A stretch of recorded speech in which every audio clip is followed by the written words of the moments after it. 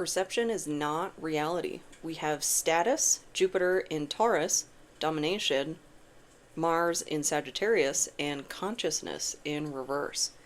And in the last reading, we had talked about that you might be coming up against an individual with, or that had let their control issues take the wheel. That they're so confident in their control around a situation that they've left themselves unprotected and undefended. And referring to the story of Nemesis and Agamemnon and how that played out, seeing those parallels there.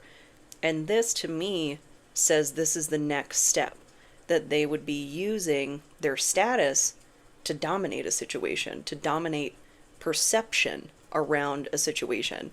So this might look like something like a smear campaign, something similar. Talking about you in rooms where you're not able to defend yourself.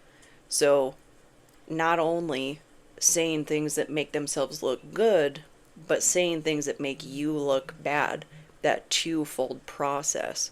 Because there's going to be a point in time where they're going to have to reckon with the fact that they are not in control, that there's more than one person with power in this situation.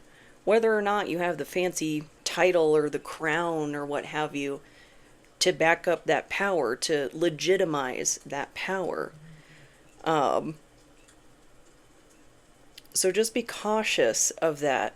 The perception that's being manipulated, it may not be right in front of your face, but you might be able to feel it, like in the changes in behavior in others. If, say, people suddenly start talking to you, stop talking to you for whatever reason, or maybe reasons unknown, that has a tendency to happen in those smear campaigns. Like, people start acting in a way that not only you can't make sense of, but they're not being upfront about, because there's a perception being created in the background that you yourself are not being honest.